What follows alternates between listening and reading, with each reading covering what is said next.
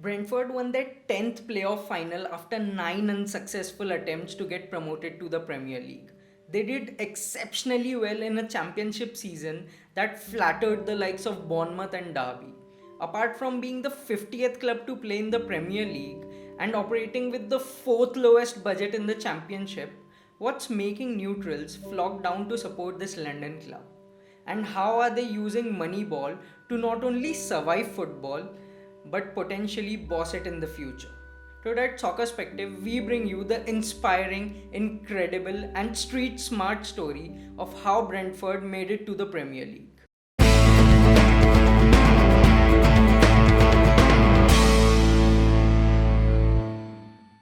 Brentford has not been a sporting behemoth in footballing history. A small West London club that mostly settled for the lower divisions of English football, the Bees played in the top flight in 1946-47 season before being promoted this season. The club has mostly been a yo-yo club for the most part of its post-war history, going up and down the English pyramid.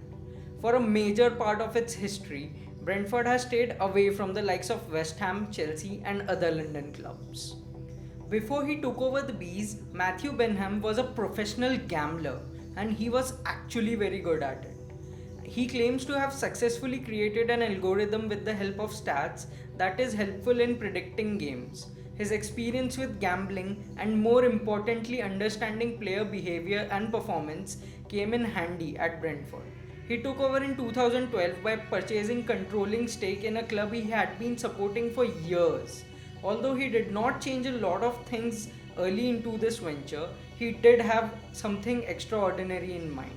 This led to a purchase of FC Midtjylland in Denmark.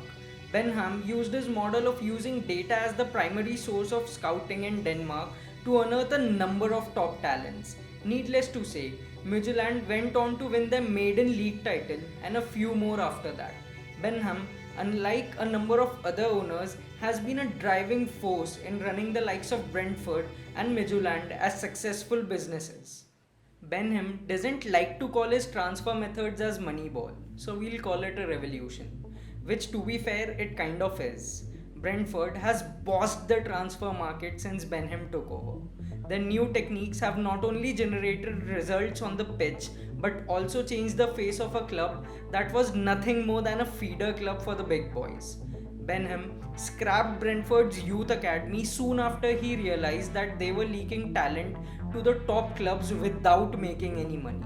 He replaced it with a B team. This team consisted of players who were dumped by the top sides but had something in them and deserved a second chance.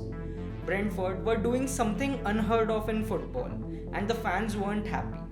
But this helped the club massively as they were able to utilize their B team and find a flurry of top talent to support their bid for promotion to the top flight. The system most certainly works with what we have witnessed over the years. A few teams are running the Moneyball model in the lower divisions. What sets Brentford apart is how they ensure a player's background and thought process before making a move for him. This has helped them bring players who buy into the Brentford way of football. Also, this helps them avoid unnecessary drama during the transfer window. Apart from scrapping their youth academy, Brentford extended their scouting network to the unexplored lands of football. From being limited to the British Isles, they went as far as Iceland and Turkey to find the best talent, and they did that successfully. Brentford have found the likes of Ollie Watkins, Syed Benrahma, and Neil Maupay to name a few.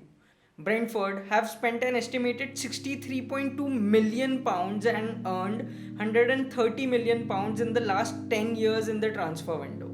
Brentford's run to the Premier League by no means is a threat to the club's finances, as we have seen with other clubs. Rather, it will earn Brentford around £330 million when they join the top clubs in England. As things turn out, Matthew Benham is set to put that money to good use. Most promoted clubs either struggle to survive the top flight or surprise enough teams to make a run for the top 10. Brentford are coming into the top flight with a style of play that will leave them defensively weak, and they'll surely need to improve on that. Manager Thomas Frank is no stranger to changes like these. and is expected to make the improvements before the Bees play their first game. Thankfully for Brentford, their fans will be allowed into the new Brentford Community Stadium for the first time this season. The new 18,000 seater home will surely add to the Premier League atmosphere. From an off the field point of view, Brentford are at the crossroads of being Premier League regulars or going back to a league that's incredibly hard to get out of. They surely have a model that can sustain them in the top flight. They'll also have the earnings from the promotion to field a stronger squad. But for a club that sustains itself on the sales of its top players, will the Bees be able to keep up to the needs of the Premier League? They don't play football like Leeds United or Sheffield United did when those teams came up. So it will be hard for them to be the surprise package. But they surely have the players to give Premier League clubs a run for their money, if Thomas Frank can hold his men together.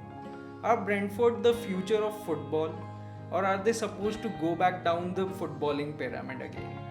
Tell us what you think in the comments and subscribe to Soccerspective for more such videos. Thank you for watching.